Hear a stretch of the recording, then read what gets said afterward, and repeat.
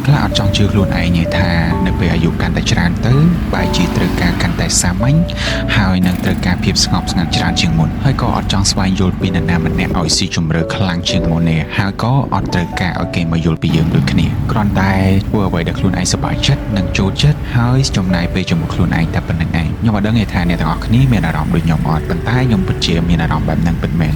កាលមុនខ្ញុំធ្លាប់តែឮបងគាត់និយាយថានៅពេលដែលធំទៅកាន់តែអត់មានមិត្តភ័ក្តិកាន់តែអត់សូវមានពេលសូម្បីតែចំណាយពេលជាមួយខ្លួនឯងហើយក៏អត់ចង់ទៅណាដែរចង់នៅតែផ្ទះចំណាយពេលជាមួយគ្រួសារឬក៏ចំណាយពេលជាមួយខ្លួនឯងចឹងណាអញ្ចឹងមកដល់ឥឡូវហ្នឹងខ្ញុំមានអារម្មណ៍ថាផ្លាស់ប្ដូរច្រើនហើយក៏អត់ចង់ជឿដែរធ្លាប់តែជាមនុស្សដែលនៅក្មេងចូលចិត្តដើរលេងច្រើនណាហើយសប្បាយខ្លាំងមែនទែនប៉ុន្តែនៅពេលដែលឮបងនិយាយចឹងថាគាត់អត់ចង់ទៅណាគាត់ចាស់ហើយគាត់អាយុច្រើនហើយគាត់ចង់ទៅនៅផ្ទះហ្នឹងដល់ពេលចឹងហើយអារម្មណ៍ពេលហ្នឹងខ្ញុំនៅក្មេងខ្ញុំតែងតែឆ្ងល់ថាហេតុអីដើរលេងសប្បាយសឹងអីហ្នឹងជួបជុំគ្នានិយាយគ្នាហើយទៅមើលកន្លែងស្អាតអីចឹងណាឬក៏ពេលខ្លះទៅរាំទៅអីចឹងទៅដល់ពេលរួចទៅក៏គិតថាចប់ហើយមិនបានគេចូលចិត្តនៅម្នាក់ឯងប៉ុន្តែនៅពេលដែលខ្លួនឯងអាយុច្រើនទៅទើបដឹងថាតាមពិតអញ្ចឹងវាលែងដូចមុនទៀតណាអារម្មណ៍បានផ្លាស់ប្ដូរទាំងស្រុងហ្មងថាអត់ចង់ទៅណាប៉ុន្តែនៅអាយុប៉ុណ្ណេះនៅមានអារម្មណ៍ថា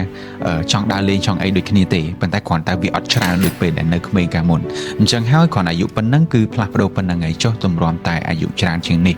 ឬក៏ចាស់ជាងនេះហើយយើងនៅ10ឆ្នាំប្រហែលដងទៀតអីចឹងទៅតើយើងនឹងផ្លាស់ប្ដូរអារម្មណ៍បែបណាតើឱកាសក្នុងការដើរលេងជាមួយនឹងតើយើងអាចមានឱកាសឬក៏អត់ហើយបើសិនជាមានឱកាសតើយើងនឹងដើរលេងអត់នៅពេលដែលឥឡូវហ្នឹងគឺយើងអត់មានសមត្ថភាពដើរលេងច្រើនទេចុះសម្រាប់ទៅមុខទៀតបើយើងមានសមត្ថភាពតែយើងអាចដើរលេងបានអត់បើសិនជាយើងមានគ្រួសារមានបន្ទុកអីផ្សេងហើយរវល់នឹងការងារច្រើនមកវិញចង់តាគេងអីចឹងទៅចឹងហើយបានចាស់គាត់និយាយថា